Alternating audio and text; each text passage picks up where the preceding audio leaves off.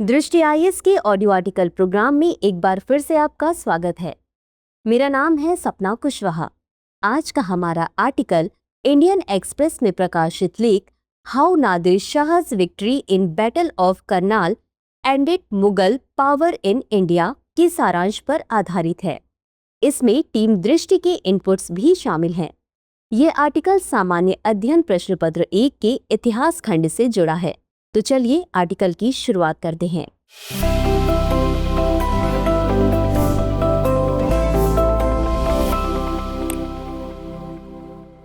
1526 ईस्वी में जब इब्राहिम लोधी के असंतुष्ट सरदारों ने बाबर को आक्रमण करने के लिए आमंत्रित किया था, तब शायद बाबर को भी ये अंदाजा नहीं होगा कि यह इतिहास बदलने वाला युद्ध होगा।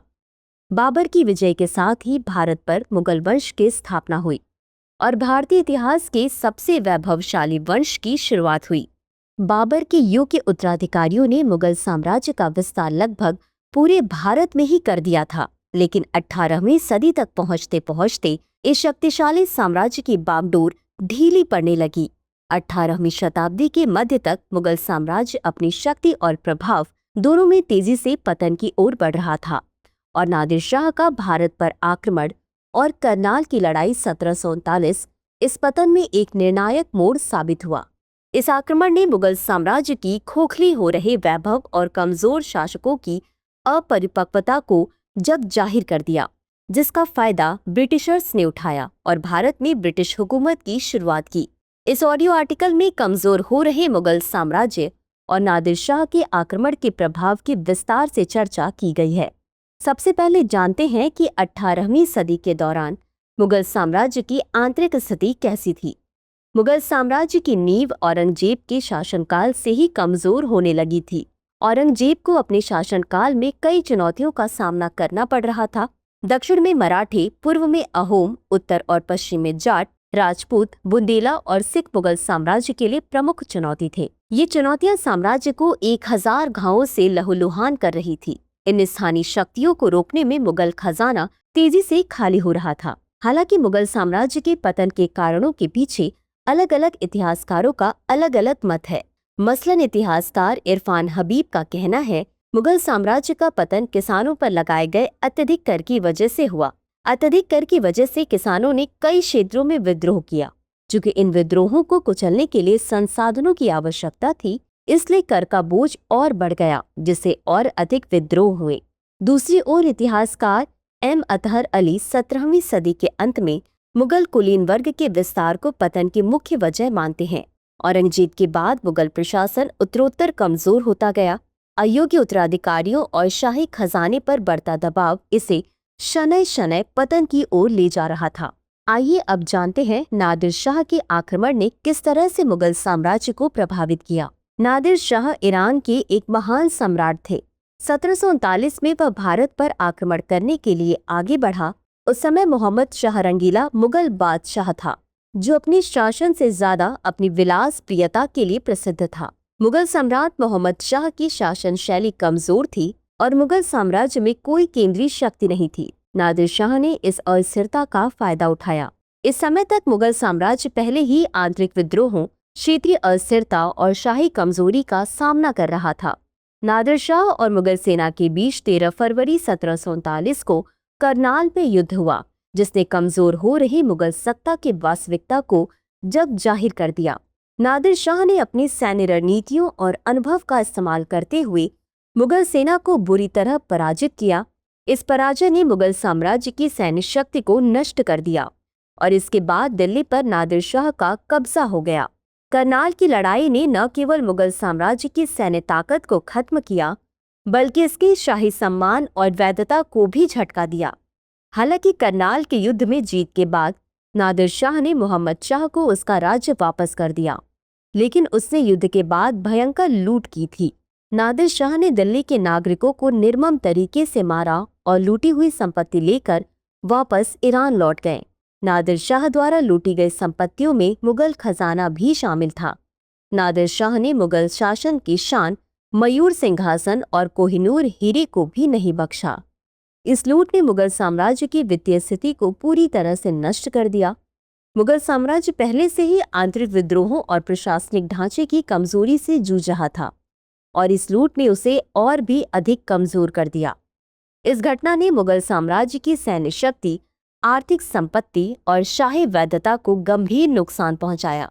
नादिर शाह के आक्रमण के बाद दिल्ली की सड़कों पर जो हिंसा और रक्तपात हुआ, उसने मुगल साम्राज्य को दुनिया में कमजोर और अक्षम के रूप में प्रस्तुत किया। नादिर शाह के आक्रमण के बाद दिल्ली में राजनीतिक और प्रशासनिक संकट भी उत्पन्न हुए। आइए इन समस्याओं के बारे में विस्तार से जानते हैं। नादिर शाह के आक्रमण के बाद मुगल साम्राज्य की प्रशासन व्यवस्था पर सवाल उठने लगे थे। मुगल बादशाह के दरबार में बगावत के सुर तेज होने लगे थे।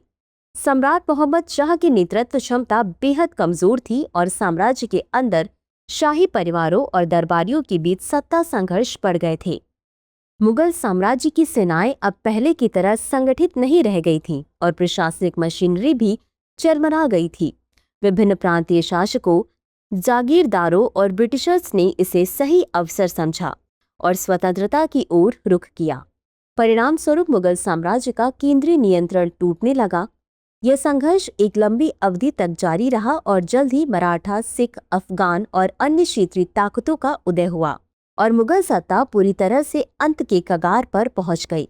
नादिर शाह के आक्रमण ने साम्राज्य की आर्थिक स्थिति को भी गहरा आघात पहुंचाया था। आइए जानते हैं नादिर शाह के आक्रमण के बाद मुगल साम्राज्य आर्थिक रूप से कितना प्रभावित हुआ। नादिर शाह के लूट के बाद मुगल साम्राज्य की अर्थव्यवस्था पर गहरा असर पड़ा।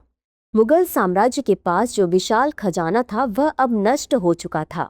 करनाल की लड़ाई के बाद मुगल सम्राट की सत्ता विहीनता और प्रशासनिक असफलता ने पूरे साम्राज्य में आर्थिक संकट पैदा किया। व्यापार में गिरावट, करों की वसूली में कमी और अस्थिरता ने साम्राज्य की आर्थिक नींव को और कमजोर कर दिया। नादिर शाह के आक्रमण ने साम्राज्य की आर्थिक नींव को गंभीर रूप से प्रभावित किया था। नादिर शाह ने अपने लूट में शाही खजाने को लगभग खाली ही कर दिया था। दिल्ली की लूट में नादिर शाह को लगभग 30 करोड़ रुपए की नकदी प्राप्त हुई।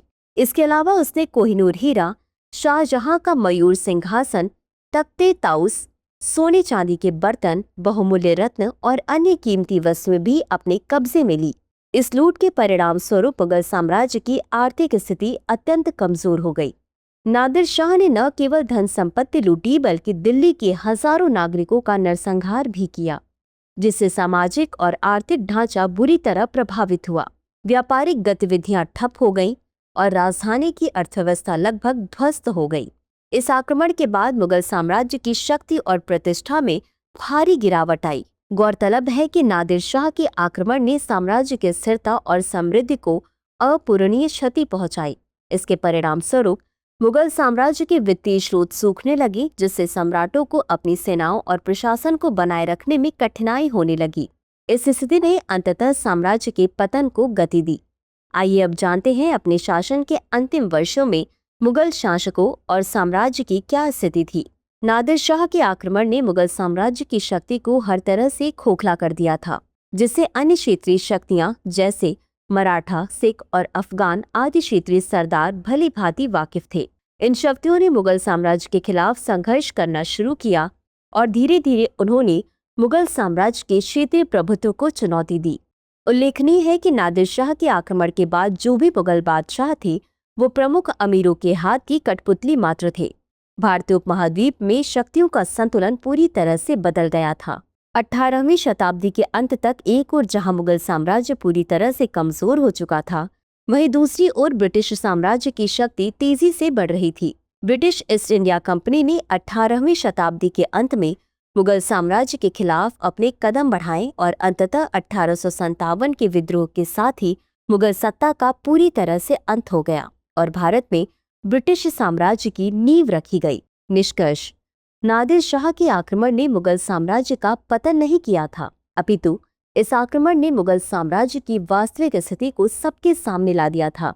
मुगल सेना की अक्षमता जग जाहिर हो चुकी थी, जिससे लोगों, विशेषकर स्थानीय शक्तियों में मुगलों के आक्रमण का भय समाप्त हो गया था।